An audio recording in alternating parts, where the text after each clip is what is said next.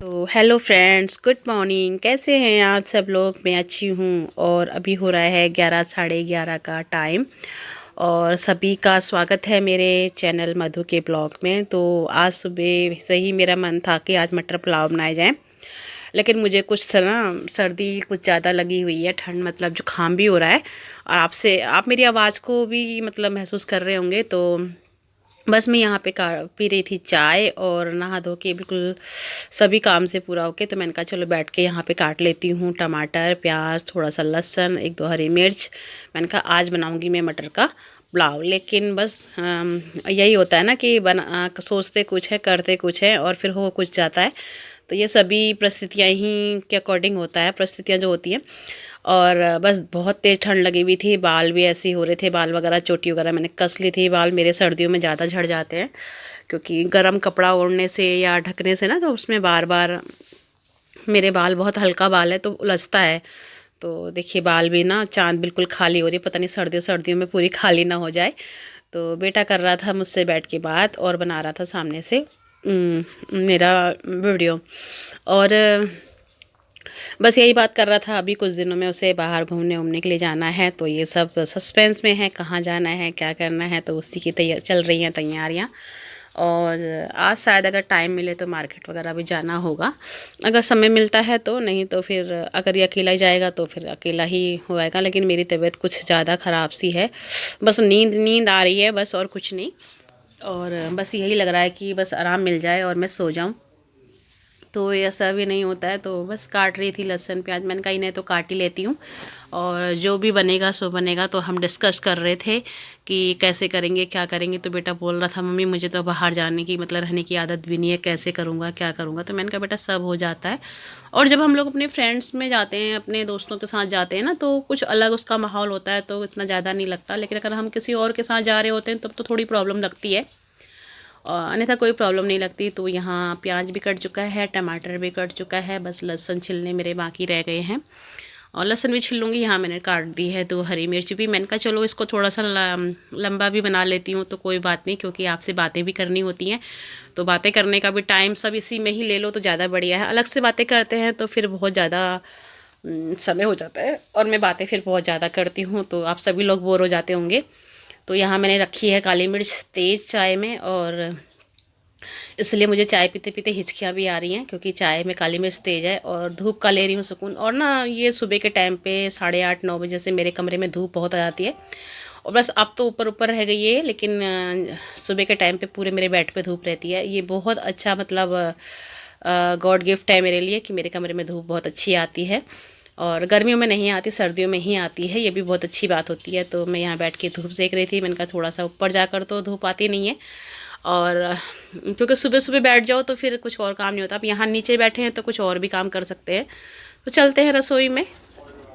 तो बस दिमाग घुमा और बनाने लगे हैं कुछ और, क्योंकि बेटे ने कहा मैं तो बाहर जाऊंगा तो बाहर ही कुछ खाऊंगा, या फिर मैं ये नहीं खाऊंगा जो आप बना रहे हो मटर पनीर वगैरह, ओ सॉरी मटर और जो है चावल वगैरह, क्योंकि वो मटर नहीं खाता। सबसे बड़ी मुसीबत मेरे साथ ये होती है कि मेरा बेटा मटर नहीं खाता। तो अगर मैं तहरी वगैरह बना लेती हूँ ना, तो उसमें से मुझे मटर छान छाट के उसे देने पड़ते हैं।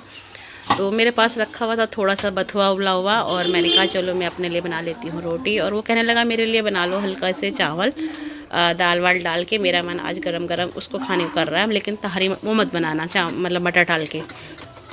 तो मैंने कहा चलो इसके लिए बना दूँगी थोड़े से चावल और अपने लिए बना लेती हूँ रोटियाँ। तो मैं 4 रोटी बनाती हूँ, और मैं यही सोच के था कि मैंने कहा 3 बनाऊँगी तो फिर सही नहीं होता, 4 रोटी बना देती हूँ, कोई ना कोई खा लेगा, नहीं तो फिर बाहर ही काम आ जाएगी किसी मतलब। तो बस यही था, मैंने बनानी है 4 रोटियां। तो मैंने कहा चलो आपके साथ ये भी शेयर कर लेती हूँ, रोटियों का ही शेयर कर लेती हूँ। और मेरे पास रखा है आज थोड़ा सा बथुआ, ज़्यादा नहीं है, क्योंकि मुझे बथुए की भुजी भी बहुत अच्छी लगती है। भुजी से मतलब हरी सब्जियों में ना मुझे हरी वैसे उस तरीके से ना बना के, और रायता वायता खाने में तो ठंड का सा ज़्यादा लगता ही है। और बथुआ बहुत अच्छा होता है इस टाइम सर्दियों में, जितना खाया जाए उतना बढ़िया है। किसी ना किसी रूप में पराठे खा लो, पूरियाँ खा लो उसकी।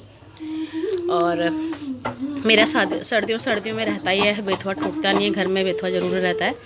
बथुआ जो रखने से ये होता है कि हाँ जब भी कोई सब्जी वगैरह का समझ में नहीं आ रहा तो उसे किसी रूप में भी खा लो, और पराठे बना के खा लो, मतलब कुछ भी बना के उसको कर सकते हैं एडजस्टमेंट।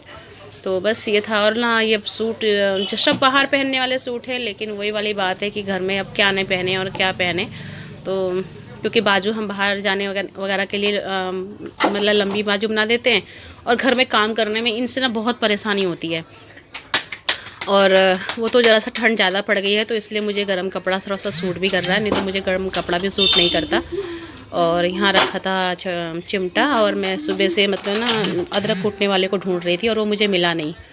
तो बस यही होता है कि जब हम चीज़ को ढूंढते हैं तब मिलती नहीं है। और अब बस ये रोटी सेक लेती हूँ, उसके बाद मैं अपने लिए बनाऊँगी बथुए की भुजी, और आपसे शेयर करती हूँ कि मैं किस तरीके से बनाती हूँ, क्योंकि मेरे सारे काम होते हैं जल्दबाजी वाले, और जल्दबाजी वाले भी होते हैं, टेस्टी भी होते हैं। तो कभी कभी अपने लिए करना हो, पहले ट्राई करना कि इस तरीके से, नहीं सबके लिए करोगे अगर ख़राब होगा तो आप लोग मुझे कहोगे कि दीदी पता नहीं क्या शेयर करती हैं।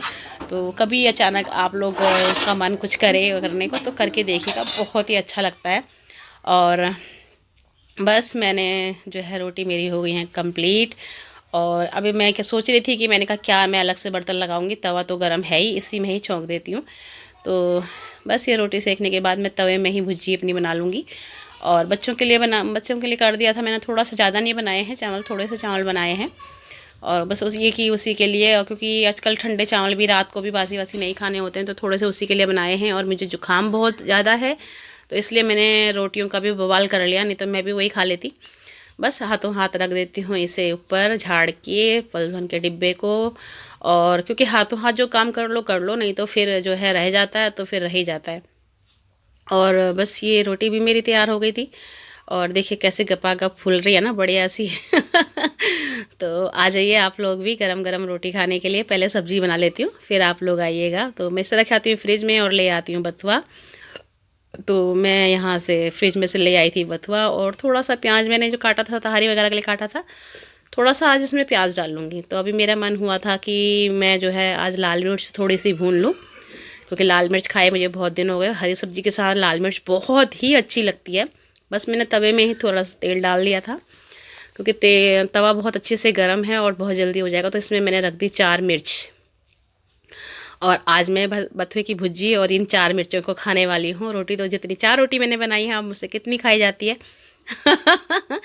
वो तो सबको ही पता है कि कितनी खाई जाएंगी, मुझसे 2 से 3 रोटी नहीं खाई जाती। और कभी कभी था यार, इतना हम लोग खाते थे कि पत्थर कहते हैं ना, लक्कड़ पत्थर सब हजम।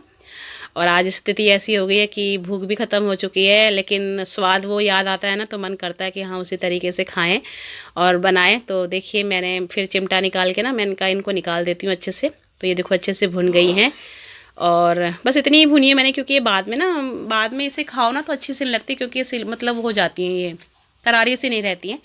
तो जितनी खानी हो उतनी भूनो, अगर परिवार बड़ा है तो ज़्यादा भून लो। अब मुझे केवल मुझे ही खानी है, तो अभी इस टाइम पे मैं मम्मी को भी नहीं दे सकती, क्योंकि मम्मी भी नहीं खाएंगी इस टाइम पे मेरे हाथ का।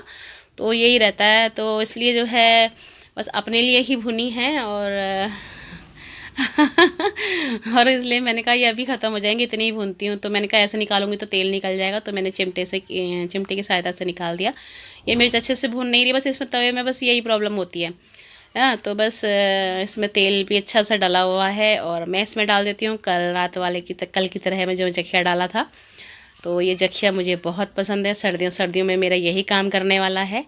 थोड़ा सा डाल दिया था मैंने इसमें प्याज, क्योंकि भुजी बहुत कम थी। तो मैंने कहा चलो इसे ही मतलब थोड़ा सा डाल लेती हूँ, इसमें थोड़ी सी सब्ज़ी ज़्यादा हो जाएगी।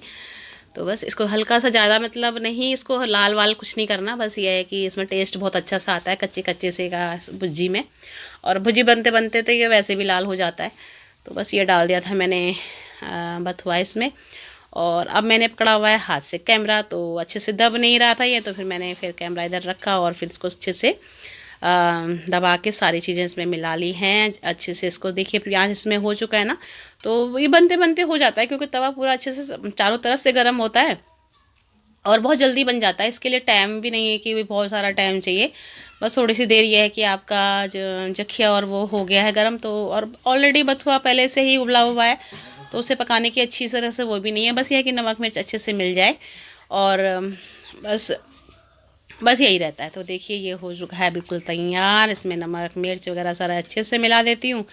और ये खाने लायक हो चुका है। बस तवा अब इसको ना गैस को कर दूँगी बंद, क्योंकि इतना गर्म है तवा कि ये अच्छे से अपने आप से थोड़ी सी देर में पक जाएगा।